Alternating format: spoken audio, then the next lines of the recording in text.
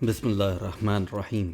अस्सलाम वालेकुम नाजरीन, मैं हूं अब्दुर्रऊफ़ कुरैशी और आप देख रहे हैं मैक एसोसिएट यूट्यूब चैनल। नाजरीन, पिछले कुछ दिनों के अंदर हमने एक्सेल के अंदर विजुअल बेसिक के ज़रिए एक डेटा एंट्री फॉर्म बनाने का तरीका बताया था और उसके बाद हमारे जो सब्सक्राइबर हैं कुछ इंडिया से हैं और कुछ पाकिस्तान के ही हैं, तो उन्होंने हमसे इसके बारे में एक अपनी रिक्वायरमेंट रखी थी कि स्कूल मैनेजमेंट का जो फॉर्म है वो किस तरह से बना सकते हैं और उसका प्रोसीजर क्या होगा। तो आज इसी टेम्पलेट को आपके सामने हमने यहाँ पे पेश करना था, क्योंकि जो कुछ भी डिटेल सब्सक्राइबर ने मेरे साथ शेयर करी थी उन डिटेल्स को मद्देनज़र रखते हुए मैंने इस फॉर्म को डिज़ाइन किया था और फिर इस फॉर्म को पब्लिकली रखना था और इसके अंदर पब्लिक ओपिनियन और पब्लिक फीडबैक भी चाहिए थी हमें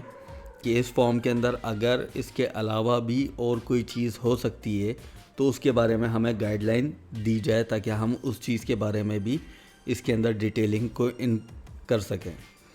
तो आज ये जो आप अपने स्क्रीन के ऊपर देख रहे हैं, ये फॉर्म मैंने एक क्रिएट किया है और इसका बनाने का तरीका भी फिर हम आपको बताएंगे स्टेप बाय स्टेप, ताकि आपको तमाम चीज़ों के बारे में बिल्कुल एक्यूरेट आपको उसकी इन्फॉर्मेशन मिल जाए और आपकी जो लॉजिक है, आपका जो विज़न है, वो क्लियरिटी होनी चाहिए उसमें, क्योंकि जितना आपकी लॉजिक क्लियर होगी उतना ही ज़्यादा आप अपने फॉर्म को बनाने के अंदर ज़्यादा से ज़्यादा उसको प्रोडक्टिव बना सकते हैं।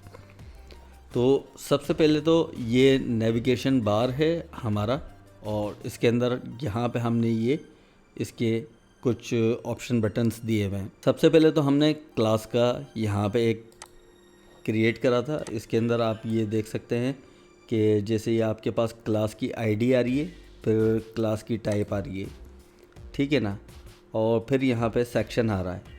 अब यहाँ पे आपको ये जो नीचे का नेविगेशन बार दिख रहा है, इसके अंदर अगर हम क्लास 2 लिखेंगे, क्लास 2, तो ये देखें डायरेक्ट क्लास 2 के अंदर आ जाएगा। और अगर सेक्शन बी लिखेंगे तो सेक्शन बी की डिटेल हमारे पास अभी हमने ऐड नहीं कराई है, तो इसलिए ये दिखा नहीं रहा है। जब हम इसको यहाँ पे देखते हैं तो ये देखें आप स्क्रीन के ऊपर सारा जो डिटेल है वो सेक्शन ए की है। क्लास 7, 8, 9 यहाँ तक जितनी भी डिटेल दी है हमने सेक्शन ए की दी हुई है। तो जब आप इसके अंदर कोई भी सेक्शन को या क्लास को ऐड करेंगे, जैसे क्लास 1 है, आपने क्लास 1 ही के अंदर सेक्शन बी को ऐड करना है, तो यहाँ पे जब आप ऐड के अंदर जाएंगे तो यहाँ पे आपके पास आपने आईडी नहीं देनी है, क्लास की टाइप देनी है क्लास 1 और यहाँ पे सेक्शन बी। अब जैसे ही इसको हम यहाँ पे ऐड करेंगे तो हम बैक पे जाके देखेंगे तो देखें क्लास 1 सेक्शन बी हमारे पास ऐड हो गया है। अगर मैं इसको यहाँ से डिलीट करना चाहता हूँ तो यहाँ से जस्ट डिलीट करेंगे और हमारे पास से डेटा डिलीट हो जाएगा। इसी तरह से यहाँ पे हमने इसका एक और फॉर्म का जो है ओपन फॉर्म का एक बटन क्रिएट किया है। जैसे आप इस पर क्लिक करते हैं तो आपका सेक्शन मैनेजमेंट का आ जाता है। सेक्शन मैनेजमेंट आप यहाँ से क्रिएट कर सकते हैं। इसके अंदर सेक्शन का मैंने डिटेल रखा था कि जो भी क्लास है उसका सेक्शन का एक अलग से टेम्पलेट या फॉर्म होना चाहिए जिसके अंदर आप अपने सेक्शन को ऐड करा सकें। तो फ़िलहाल तो मेरे पास 3 सेक्शन है, बी, सी, ठीक है ना। ये हम क्लोज़ कर देते हैं। ये सेक्शन का है जो अभी आपने देखा, और इसी के अंदर यहाँ पे हमने फिर स्विच बटन इसका अगले फॉर्म का ऐड किया हुआ है जिसके अंदर क्लास मैनेजमेंट आ जाती है। तो ये यानी कि दोनों के जो फॉर्म हैं वो आपस में इंटरलिंक हैं। जब इस पर क्लिक करेंगे तो सेक्शन मैनेजमेंट पे आ जाएंगे और जब इसमें क्लिक करेंगे तो आप क्लास मैनेजमेंट में आ जाएंगे, ठीक है ना। फिर इसके बाद हमने पेरेंट्स के हवाले से ये फॉर्म क्रिएट किया था। यहाँ पे आप पेरेंट्स की डिटेल डाल सकते हैं और ये इसका सर्च नेविगेशन बार है। यहाँ से आपको डिटेल मिल जाती है, जो भी पेरेंट्स आपने ऐड कराए हुए हैं उनकी डिटेल आपको यहाँ पे मिल जाएगी। यहाँ से आप स्टेप बाय स्टेप आगे जितने भी पेरेंट्स हैं उनकी डिटेल देख सकते हैं। और अगर आप किसी नाम को डायरेक्ट सर्च करना चाह रहे हैं तो यहाँ से भी कर सकते हैं, और यहाँ से आप डायरेक्ट नाम चूज़ कर सकते हैं। और इसमें भी वही बटन हमने ऐड किए हुए हैं कि जब कोई नए पेरेंट्स की डिटेल डाली जाएगी तो यहाँ पे ऐड पेरेंट्स किया जाएगा और सेव डेटा किया जाएगा। अगर कोई पेरेंट्स ने अपने बच्चे को वहाँ से स्कूल से निकाल दिया है तो आप उसको यहाँ से डिलीट रिकॉर्ड भी कर सकते हैं। इसके बाद हमारा ये फॉर्म आ जाता है स्टूडेंट डिटेल का। स्टूडेंट डिटेल के अंदर भी हमारे पास यहाँ पे एक कोड क्रिएट किया हमने जो कैंडिडेट कोड कहलाता है, ठीक है ना। जब आप स्टूडेंट की एंट्री करेंगे तो उसका ये कोड ऑटोमेटिकली जनरेट कर देगा, और स्टूडेंट का नाम यहाँ पे जो हम यहाँ पे फॉर्म के अंदर फिल करेंगे उसी नाम को यहाँ पे फर्स्ट नेम और लास्ट नेम, ये देखें मोहम्मद ये इसने फर्स्ट पे लिया है, और आज़ान जो है वो लास्ट नेम है तो आज़ान को इसने लास्ट में रखा है। और फिर ये आपका जेंडर वगैरह सिलेक्शन का है। यहाँ पे ऐड स्टूडेंट है, सेव डेटा, डिलीट रिकॉर्ड, और यहाँ से आप step by step each student की जो है वो डिटेल चेक कर सकते हैं। और ये आपका सर्च इंजन है जिसके अंदर आप यहाँ से डायरेक्ट भी सर्च कर सकते हैं, ठीक है। नेक्स्ट, अच्छा ये बिलिंग का है, इसका अभी हमने क्रिएट नहीं किया है क्योंकि एक बिलिंग के अंदर थोड़ा सा हमें कन्फ्यूजन हो रही थी क्योंकि डेटा हमारे पास कंप्लीट नहीं है। तो सबसे पहली चीज़ तो आपकी अपनी पर्सनल अंडरस्टैंडिंग होनी चाहिए। जब तक हमें चीज़ में क्लियरिटी नहीं होती है तो हम उस चीज़ को उस मंतकी अंजाम तक पहुंचा नहीं सकते। वजह यही होती है क्योंकि उसकी कंप्लीट इन्फॉर्मेशन नहीं होती है। तो बिलिंग का अभी ये फ़िलहाल मैंने इसको ब्लैंक ही रखा है। बिलिंग फॉर्म के अंदर जब हम जाते हैं तो यहाँ पे देखें क्लास बिलिंग का आपके पास फॉर्म ओपन हो जाता है।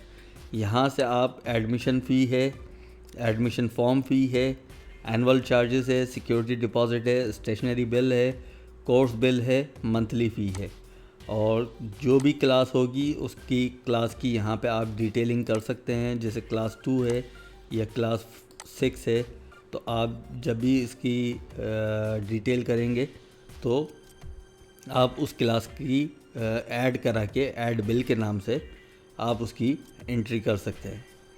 यहाँ पे आपके पास डिलीट बिल है, जो भी आप रिसेंटली आपने बिल बनाया है उसमें अगर कोई मिस्टेक आ गई है तो उसको आप यहाँ से डिलीट कर सकते हैं, और जो ऐड करा रहे हैं उसको यहाँ से आप सेव कर सकते हैं। इसके बाद हमारे पास आता है बिलिंग पोर्टफोलियो। बिलिंग पोर्टफोलियो के अंदर यहाँ पे कंप्लीट स्टूडेंट की जो बिलिंग है उसके हवाले से आपको इन्फॉर्मेशन मिल जाती है। ये आप जो अब ये स्क्रीन के ऊपर देख रहे हैं ये स्टूडेंट की आईडी आ रही है, ठीक है ना। अगर मैं स्टूडेंट की आईडी 2 कर देता हूँ, सॉरी यहाँ से स्टूडेंट का अगर मैं नाम सेलेक्ट कर लेता हूँ तो ये देखें उस स्टूडेंट की डिटेल आ जाएगी। ये स्टूडेंट की आईडी आ रही है आपके पास, ये बिलिंग की डेट आ रही है जिस डेट के अंदर बिलिंग हुई है। फिर आपके ये इसकी डिटेल मज़ीद आ जाती है कि पेमेंट का जो टाइप है वो किस टाइप की पेमेंट है, तो उसकी यहाँ पे डिटेल आ रही है। एडमिशन फ़ी है 3000, बिलिंग का जो मेथड था वो क्या था, कैश था, इजी पैसा था, या बैंक के थ्रू आपको पेमेंट रिसीव हुई थी। इसी तरह से admission form, annual charges, security deposit, stationery bill, course bill, monthly fee. जब मंथली फ़ी आप यहाँ पे ऐड करेंगे तो स्टूडेंट का आपके पास यहाँ पे ऑटोमेटिकली सिस्टम क्रिएट होता चला जाएगा। आउटस्टैंडिंग ड्यूज़ अगर किसी स्टूडेंट के ऊपर रहते हैं तो आपको यहाँ पे नज़र आ जाएंगे। ये आपका जो व्यू बार है, व्यू बार के अंदर आपको आउटस्टैंडिंग ड्यूज़ के बारे में पता लग जाएगा। जिस स्टूडेंट के बारे में भी आपको मालूम करना है, लेट्स से कि मैं मोहम्मद आज़ान की डिटेल देख रहा हूँ तो देखें उसकी डिटेल आपको यहाँ पे भी मिल रही है। क्लास 1 है, मोहम्मद आज़ान नाम है, बच्चे का जो बार कोड है कैंडिडेट कोड वो ये आ रहा है आपके सामने, और ये इसका बिलिंग का सारा डिटेल आ रहा है। अब इसके अंदर देखें आप, यहाँ पे आउटस्टैंडिंग ड्यूज़ के अंदर आपके पास 1500 यहाँ पे ये शो करा रहा है।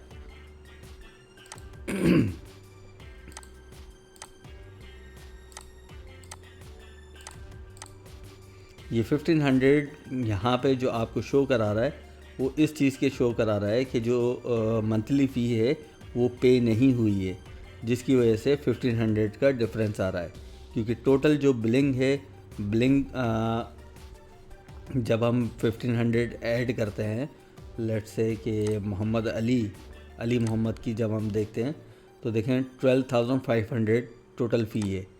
तो यहाँ पे भी 12,500 जो है वो टोटल चार्जेस हैं मंथली फ़ी को मिला के। लेकिन जब उसकी पेमेंट नहीं हुई है तो आपको यहाँ पे आउटस्टैंडिंग ड्यूज़ में दिखा देगा।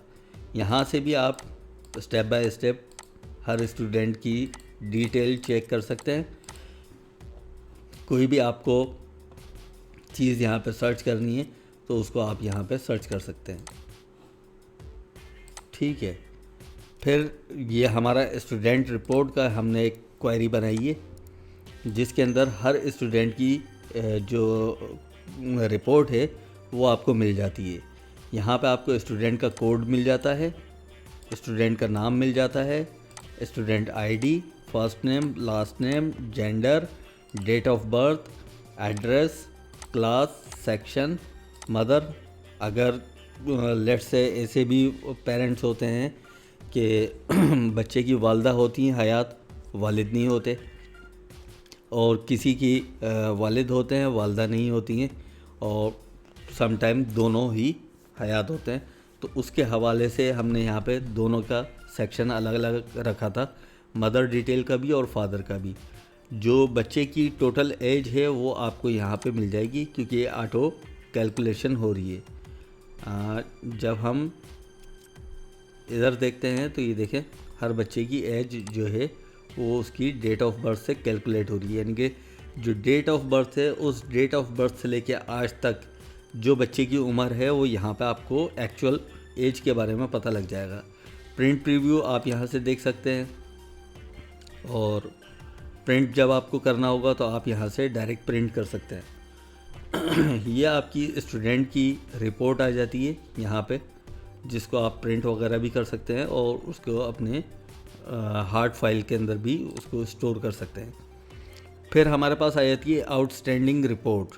आउटस्टैंडिंग रिपोर्ट बेसिकली यहाँ पे हम जो स्टूडेंट्स हैं उनके ड्यूज़ वगैरह के बारे में बात कर रहे हैं। तो यहाँ पे ये आपको आउटस्टैंडिंग रिपोर्ट के अंदर ये सारी डिटेल मिल जाती है। बच्चे का नाम मिल जाता है और जो उसका टोटल बिल है वो पता लग जाता है आपको। सम ऑफ आ रहा है आपके पास, रिमेनिंग अमाउंट आ रहा है, क्लास की डिटेल आ रही है, और यहाँ पे बिलिंग डिटेल्स का जो है आपके पास स्लाइड बार के अंदर आपको जो है वो उसकी डिटेल एक प्रेजेंटेशन फॉर्म में भी मिल जाती है। इसके अंदर भी यहाँ पे हमने प्रिंट रिपोर्ट का ऑप्शन दिया हुआ है। हर रिपोर्ट को आप जो है वो प्रिंट कर सकते हैं। तो यहाँ पे हर बच्चे की आपको मिल जाएगी मोहम्मद आज़ान, ज़ीनत अमान और मोहम्मद अरमान, अली मोहम्मद और मोहम्मद रज़ा। इस तरह से ये सारी की सारी डिटेल आपको मिल जाती है। पेज का रेफरेंस आपको मिल जाएगा, डेट डे आपको यहाँ से मिल जाएगा। जब भी आप इसको प्रिंट करेंगे तो डेट और डे आपका उसके प्रिंट के साथ रिपोर्ट के साथ ही प्रिंट हो जाएगा। तो नाज़रीन, आज की इस वीडियो के अंदर जस्ट आपको ये दिखाना था कि जो हमारे दोनों तीनों सब्सक्राइबर हैं उन्होंने इन चीज़ों के बारे में हमसे डिस्कस करा था, और कमेंट सेक्शन के अंदर भी डिटेल के अंदर उन्होंने बताया था, और उन्होंने कहा था कि इस फॉर्म को जो है वो इंटरलिंक करना है टाइम मशीन के साथ, कि जो भी बच्चा आता है तो वो अपना जब कार्ड पंच करे तो उसका टाइम इन हो जाए, और इसी तरह से टीचर्स का भी। और डेली वेजेस के ऊपर और वीकली और मंथली रिपोर्ट उसकी क्रिएट होनी चाहिए, जो कि ऑनर और मैनेजमेंट को उसकी डेली वेजेस के ऊपर रिपोर्ट व्हाट्सअप होनी चाहिए। तो उसके बारे में भी हम वर्किंग कर रहे हैं, इंशाल्लाह उसको भी इम्प्रूव करेंगे। स्टेप बाय स्टेप आपको सारी चीज़ें बताएंगे। अभी जस्ट आपको इसका डेमोस्ट्रेशन दिखाना था, जो फॉर्म हमने अभी तक तैयार करा है, और इंशाल्लाह आने वाले कल या परसों से इसकी हम जो है डेमोस्ट्रेशन वीडियो आपके सामने रखेंगे और उसमें आपको पूरा कंप्लीट प्रोसीजर बताएंगे कि किस तरीके से ये फॉर्म जनरेट किया जाता है, इसको क्रिएट करने का क्या तरीक़ाकार होता है। तो इस वीडियो को ख़त्म करने से पहले मैं आपसे हमेशा से यही गुजारिश होती है कि अगर आपको हमारी वीडियो कॉन्सेप्ट, आइडियाज़ और टेक्निक्स पसंद आती हैं तो आपसे गुजारिश है आप हमारे वीडियो को लाइक करें, चैनल को सब्सक्राइब करें और ज़्यादा से ज़्यादा अपने लोगों के अंदर शेयर करें। बेल आइकन को लाजमी दबाया करें, क्योंकि बेल आइकन को दबाने से हमारी जितनी भी आने वाली अपडेटेड वीडियोस होंगी उनकी टाइमली नोटिफिकेशन आपको मिलती रहेंगी। तो इसके साथ ही मैं इजाज़त चाहूँगा, तब तक के लिए अपना और अपने इस चैनल का बहुत बहुत ख्याल रखिएगा। अल्लाह हाफिज़। Tell me pretty lies, look me in the face, tell me that you love